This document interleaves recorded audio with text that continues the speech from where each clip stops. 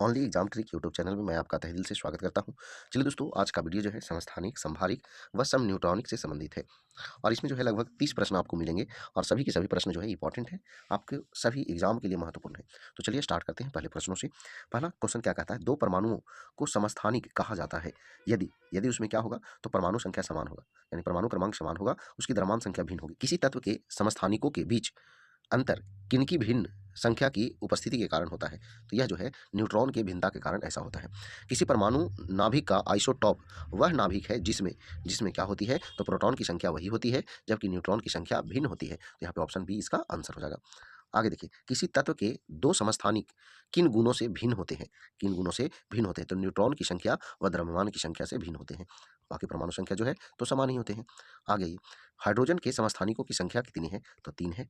आगे देखिएगा, अगला क्वेश्चन है, निम्नांकित में से कौन हाइड्रोजन का आइसोटोप नहीं है।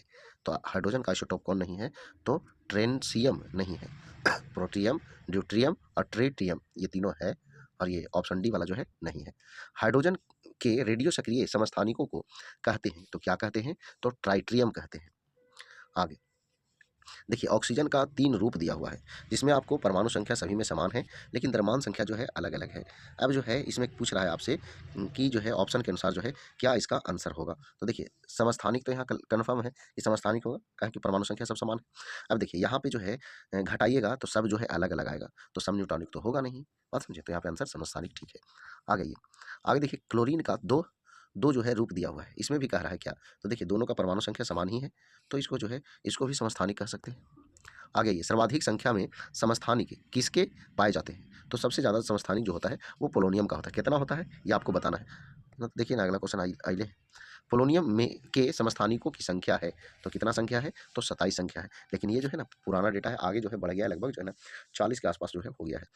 आगे ये चट्टानों की आयु ज्ञात करने के लिए रेडियो एक्टिव आयु अंकन में किस समस्थानिक का उपयोग किया जाता है, किस समस्थानिक का उपयोग किया जाता है, तो यूरेनियम का, ऑप्शन ए आंसर हो जाएगा। परिसंचरण तंत्र में रक्त के थक्के की स्थिति का पता लगाने के लिए किस समस्थानिक का प्रयोग किया जाता है, तो ये जो है आपका सोडियम 24 का, ऑप्शन ए। आगे देखिए, कोबाल्ट 60 आमतौर पर विकिरण चिकित्सा या अथवा यथा कैंसर जैसे रोगों में प्रयुक्त होता है क्योंकि यह उत्सर्जित करता है, क्या उत्सर्जित करता है, तो गामा किरण जो है उत्सर्जित करता है।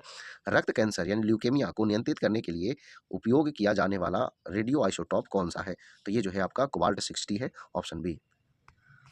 आगे देखिए, अगला जो है आपको मिलान करना है, मिलान करना है, तो चलिए हम लोग मिलान करते हैं। क्या दिया हुआ है, रेडियो समस्थानिक है और निदानात्मक उपयोग है। चलिए, सोडियम वाला जो है आपको अभी हुआ है कि रक्त व्याप्ति क्रम में, तो ये जो है आपका 2 में मिल जाएगा। आयोडीन है, तो अब सोच सकते हैं आयोडीन की कमी से जो है घेंघा होता है, थायराइड ग्रंथि, तो क्लियर हो गया, यहाँ पे ये हो जाएगा। ठीक है, अब देखिए कोबाल्ट 60 है और आर्सेनिक 74 है, तो देखिए आर्सेनिक 74 जो है ये ट्यूमर में होता है जबकि कोबाल्ट 60 जो है आपका कैंसर में होता है। काहे कि ऊपर में लिखल है कि कोबाल्ट 60 का प्रयोग जो है ल्यूकेमिया यानी कि रक्त कैंसर में किया जाता है। तो यहाँ जो है ये आपका आंसर हो गया, क्लियर है। आगे आइए, 17 नंबर क्वेश्चन क्या कह रहा है, कह रहा है वैसे नाभिक जिसमें न्यूट्रॉन की संख्या समान हो परंतु प्रोटॉन की संख्या भिन्न हो कहलाते हैं। न्यूट्रॉन की संख्या समान हो तो सम न्यूट्रॉनिक कहलाएगा, ऑप्शन डी आंसर हो जाएगा। आगे आइसोटोन होते हैं, आइसोटोन होते हैं, समान संख्या में न्यूट्रॉन होते हैं, उसी को आइसोटोन कहते हैं। आगे देखिए, सम न्यूट्रॉनिक होते हैं जिसमें क्या होंगे, सम न्यूट्रॉनिक होंगे जिसमें क्या होंगे, तो जिसमें न्यूट्रॉन की संख्या समान होंगे। तो देखिए न्यूट्रॉन की संख्या समान कहाँ है, न्यूट्रॉन का चर्चा तो लास्ट में किया हुआ है, तो ये ऑप्शन डी आंसर हो जाएगा। परमाणु क्रमांक तथा परमाणु भार भिन्न किंतु न्यूट्रॉन की संख्या समान, क्लियर है। आगे आइए, अगला जो है 20 नंबर है। 20 नंबर में जो है कह रहा है इसमें क्या होगा, अब देखिए दोनों को घटाइएगा तो समान संख्या में न्यूट्रॉन आएंगे, तो समान संख्या में न्यूट्रॉन आएंगे तो सम न्यूट्रॉनिक हो जाएंगे, ऑप्शन सी आंसर हो जाएगा।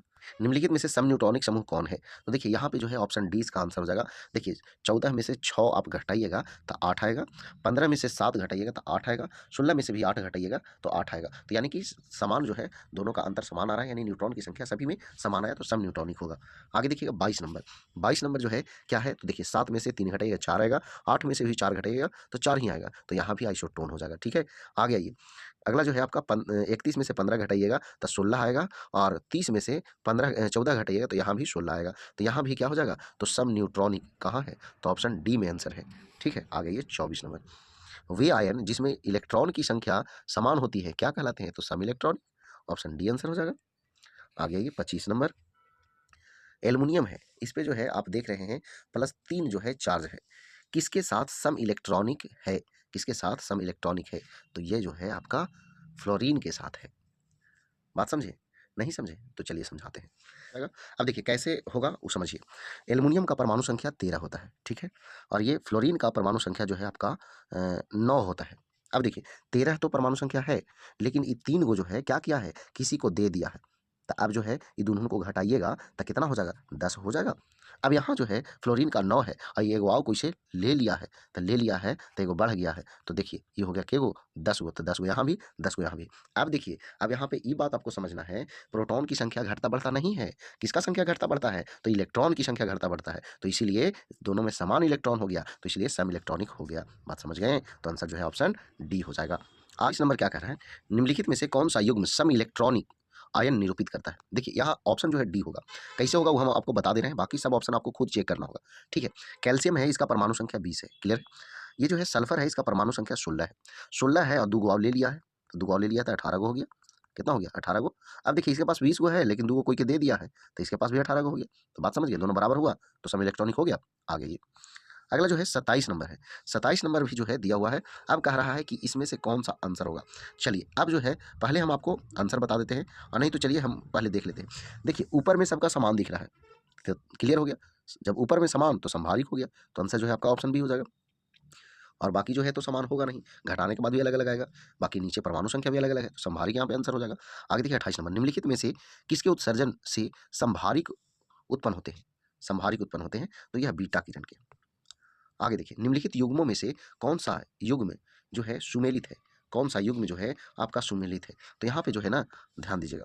समस्थानिक समान परमाणु संख्या, ठीक है, किंतु भिन्न परमाणु संहति वाले परमाणु, तो ये तो सही है। आगे देखिए संभारिक न्यूट्रॉन की संख्या समान नहीं, यहाँ द्रव्यमान संख्या समान होना चाहिए। सम न्यूट्रॉनिक यहाँ जो है द्रव्यमान संख्या समान है, गलत बात है, यहाँ न्यूट्रॉन की संख्या समान होनी चाहिए। ये दोनों उल्टा था, यानी कि एक जो है सही है, तो ऑप्शन बी आंसर हो जाएगा। आगे देखिए अगला जो है ट्राइट्रियम में प्रोटॉन और न्यूट्रॉन की संख्या क्रमशः क्या है? तो यहाँ जो है आपका आंसर जो है ऑप्शन बी हो जाएगा। तो चलिए दोस्तों ये जो है 30 प्रश्न थे समस्थानिक, संभारिक और सम इलेक्ट्रॉनिक और सम न्यूट्रॉनिक से जुड़े हुए। तो ये सारे प्रश्न जो है इंपॉर्टेंट है, पूछे जाते हैं एग्जाम में। तो अगर वीडियो पसंद आया तो वीडियो को लाइक करें, दोस्तों शेयर करें। तो आज बस इतना ही। जय हिंद, जय भारत, वंदे मातरम।